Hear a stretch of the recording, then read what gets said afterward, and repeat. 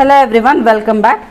In this video, let us discuss about one of the chromatographic techniques, that is column chromatography. So with the help of this chromatographic techniques, it is possible to separate a single chemical compound from a mixture of compounds that are present in a solution. Right? So here what we are going to use? We are going to use an adsorbent. And these compounds which are present in a solution will get adsorbed onto that adsorbent. Earlier we discussed about paper chromatography and thin layer chromatography, right? And we have also discussed about the use of stationary phase and mobile phase, right? So here in column chromatography, we are going to separate those compounds using a column. So we call this technique as column chromatography. We are going to pack the stationary phase in a column and followed by the addition of a mobile phase, and your sample may contain some 10 different compounds or 20 different compounds. But at the end of this chromatographic technique, you are going to achieve the separation of those compounds. For example, if you are interested in a particular compound, you can identify the presence of that compound. You can extract that compound with the help of this chromatography technique. So here, with the help of chromatography technique, we are going to achieve the separation based on the differences in the adsorption of compounds to the adsorbent. What is our aim here?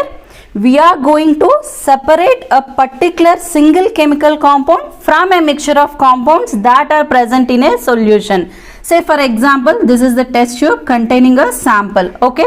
And in this sample, for example, we have 3 different compounds. So these 3 compounds will exhibit differences in the adsorption to the adsorbent. That means some of the compounds will have higher affinity towards the adsorbent and some of the compounds will show lesser affinity towards the adsorbent. That means here the compound number 1 may have higher affinity towards the adsorbent and compound number 3 may have lesser affinity towards the adsorbent. That we simply call it as differences in the adsorption. So based on this concept of differences in the adsorption of compounds to the adsorbent, we can easily separate those compounds with the help of this chromatography techniques. This method of chromatography is a type of adsorption chromatography technique. Hope you are clear. See, in paper chromatography, what is the stationary phase we used? Whatman number 1 filter paper. Whereas in case of thin layer chromatography, we used an aluminum sheet that is coated with silica, right?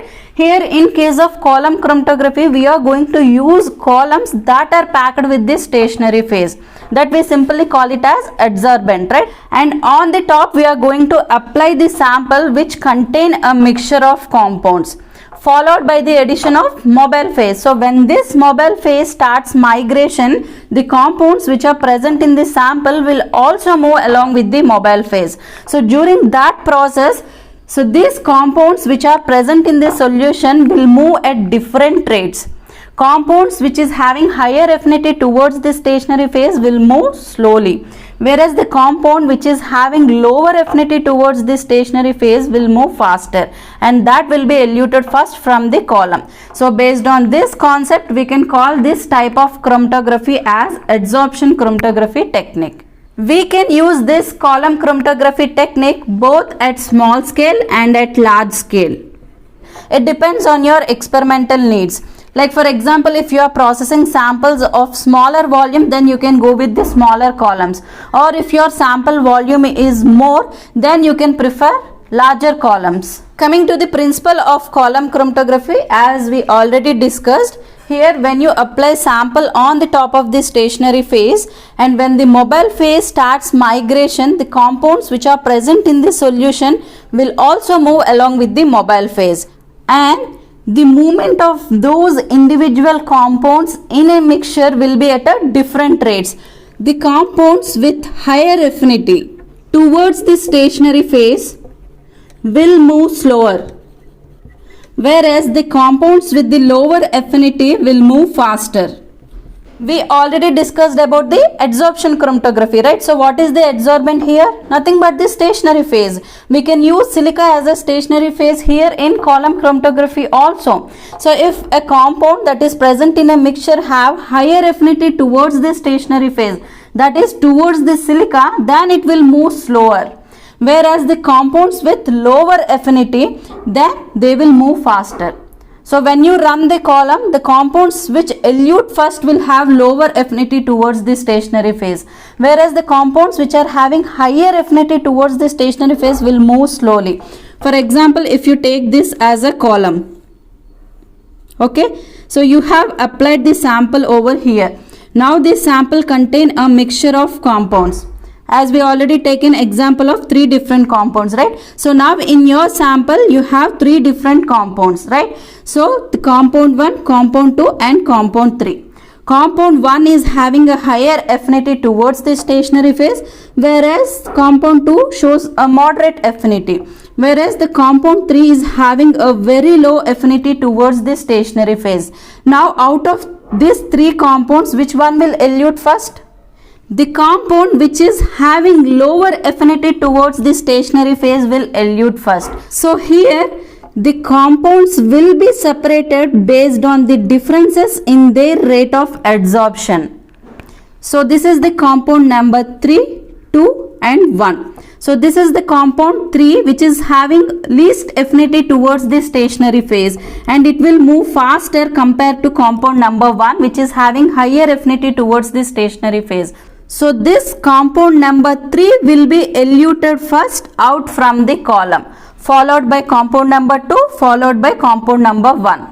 Hope you are clear. See, observe the difference here. So which compound is moving faster here? Compound number 3, because it is having lower affinity towards the stationary phase and it will be eluted first.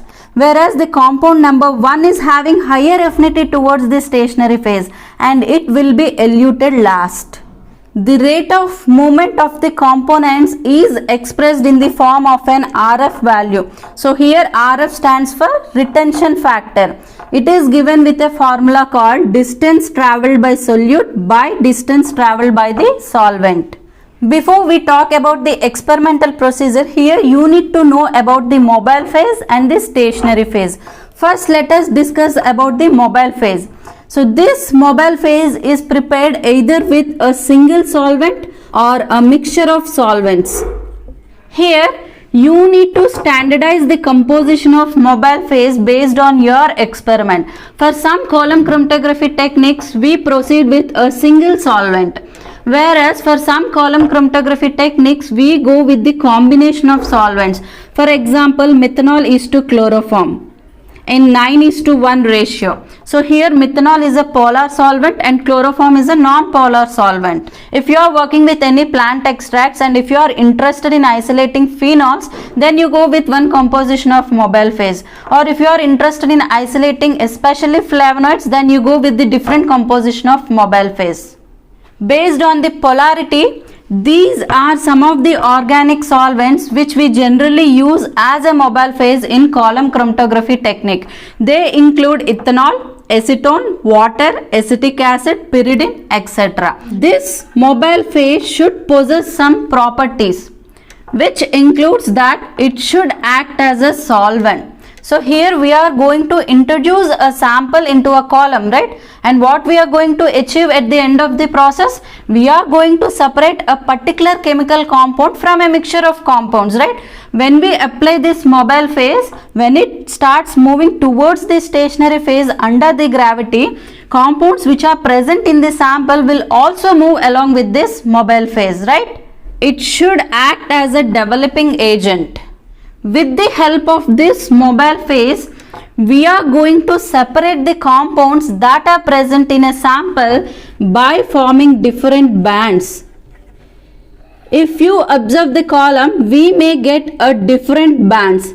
Each band represents a particular compound. See, for example, this is compound number 1, compound number 2 and compound number 3. So 3 different compounds will give you 3 different bands. Coming to the another important property, that a mobile phase should act as an eluting agent. So what happens during the experiment? After the migration of these compounds based on the differences in the adsorption, the compound which is having lower affinity towards the stationary phase will move faster and it will be eluted first from the column, right? So during the process, what you are supposed to do, you have to place a fresh test tube at the bottom of the column and you are going to collect these fractions separately into a separate test tubes. That is nothing but the elution. Coming to the stationary phase, generally we use a solid material as a stationary phase, and this solid material should have a good adsorption property, right? Coming to the size and the shape of this stationary phase, it should have a uniform size and shape in the range of 60 to 200 microns in diameter. Moreover, this stationary phase should be mechanically stable and chemically inert. And it should be colorless, inexpensive and readily available, and it should allow free flow of mobile phase. If this silica stops the penetration of mobile phase, we can't achieve separation, right? We need to separate a compound from a mixture of compounds, right? And when this mobile phase migrates under the gravity, the compounds which are present in the solution will also move along with this mobile phase. So this mobile phase helps in the separation of compounds. If it is not allowed to move freely, we can't separate the compounds, right? So this stationary phase should possess the property of allowing the free flow of mobile phase. Another important property is that it should be suitable for the separation of mixture of various compounds. Coming to the experimental procedure, first you need to choose a column that is made up of glass. This is how it actually looks like.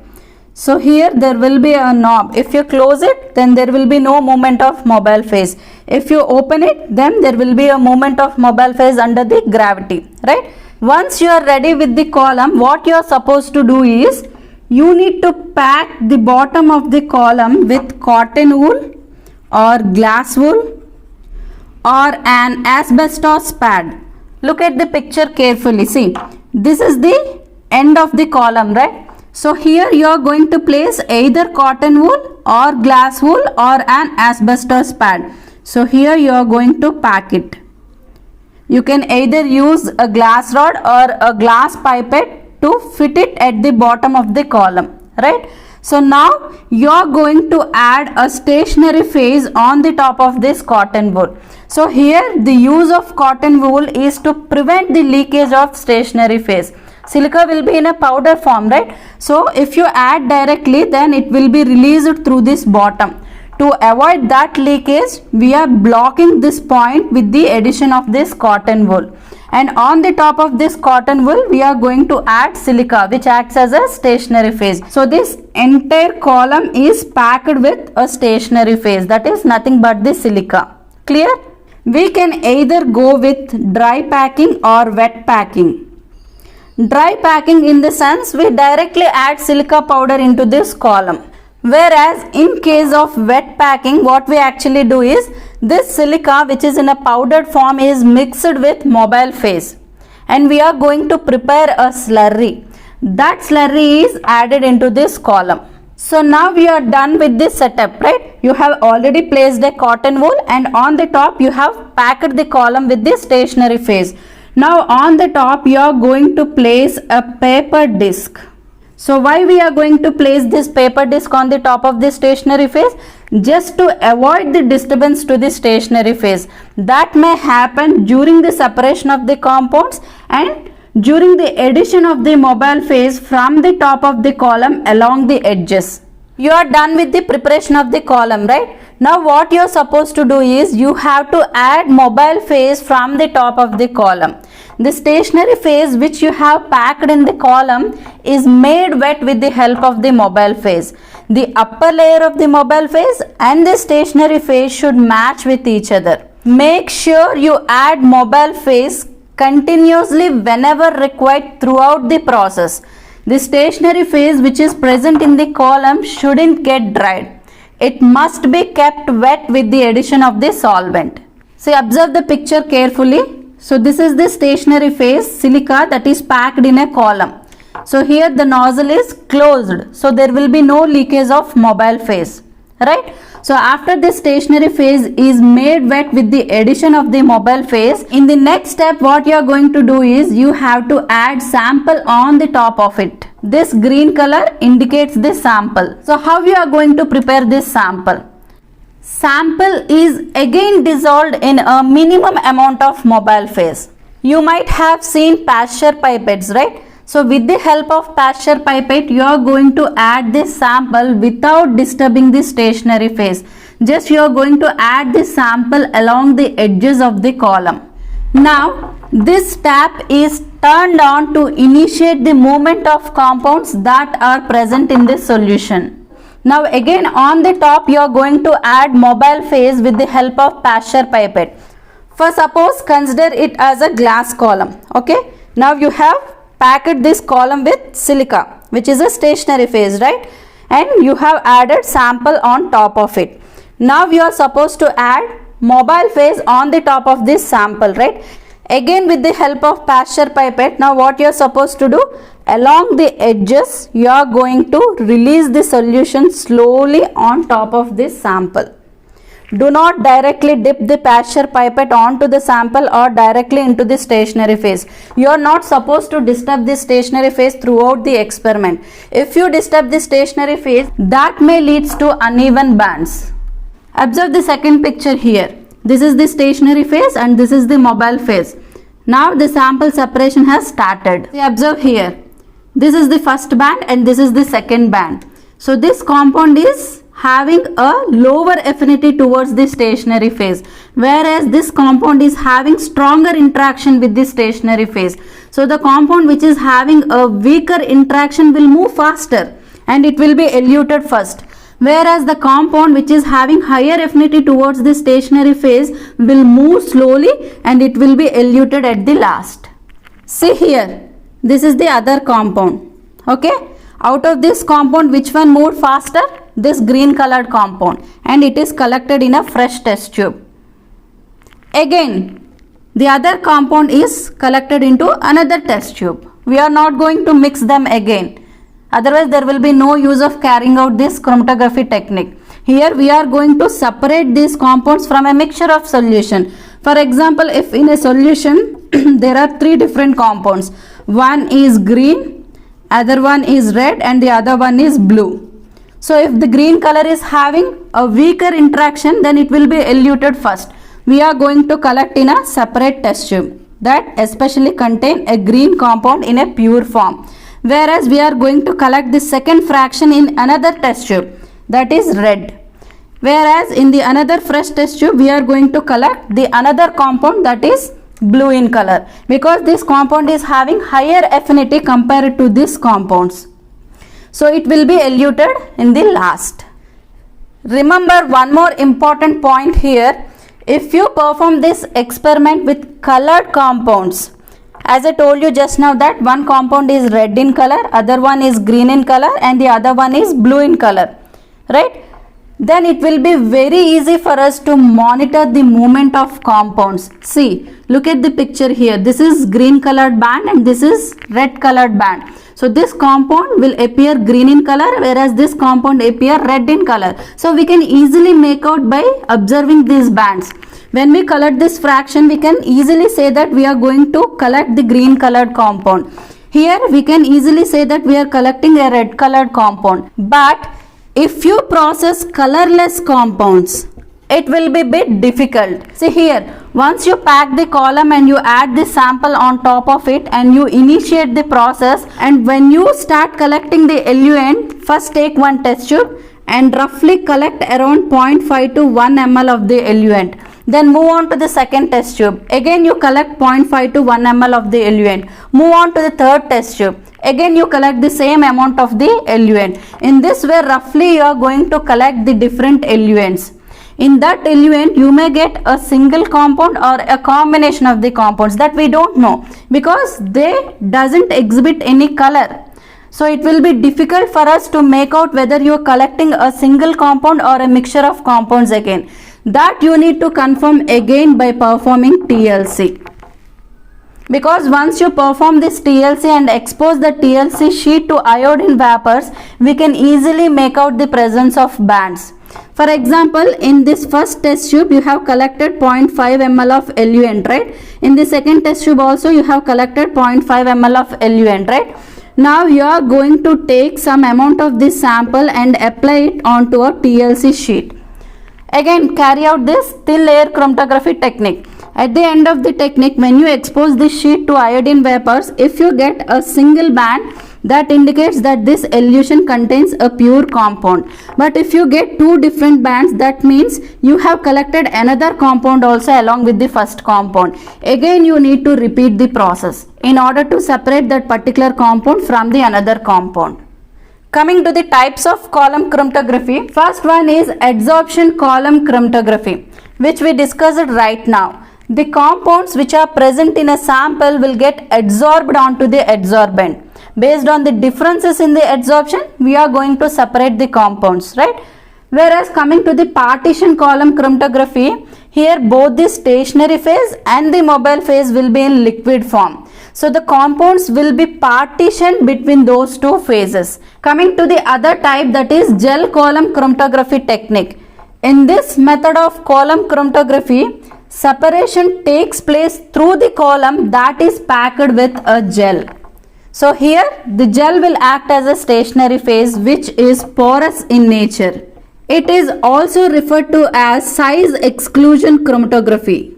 Whereas coming to the other method, that is ion exchange column chromatography, here the stationary phase is ion exchange resin and the separation is based on charge. Separation is made possible if the molecules or the compounds that are present in the sample are attracted towards the oppositely charged stationary phase. Coming to the applications of column chromatography, this column chromatography technique is used to isolate active ingredients. It is also very helpful in separating compound mixtures. It is used to determine drug estimation from drug formulations. Moreover, it is also used to remove impurities. Just now I told you, once you collect the eluent and when you perform the TLC, you will come to know whether that compound is in pure form or not. If you get 2 to 3 bands, that means the separation is not achieved. Again, you have to repeat the experiment. So with the help of this chromatography technique, we are going to get that compound in a pure form. We need to repeat the experiment till you get that compound in a pure form. Once you get that compound in a pure form, you can carry out further studies on that compound. For example, if I isolate a compound in a pure form from a plant source, and I want to check whether that particular compound is having an antimicrobial property or not. So I am going to test this compound against pathogenic strains to determine whether it possesses antimicrobial property or not. In this way, we can carry out further studies if we get that compound in a pure form. Moreover, this column chromatography technique is also used in the isolation of metabolites from biological fluids. This is all about the column chromatography technique. Soon I will come up with my next video. Thank you so much.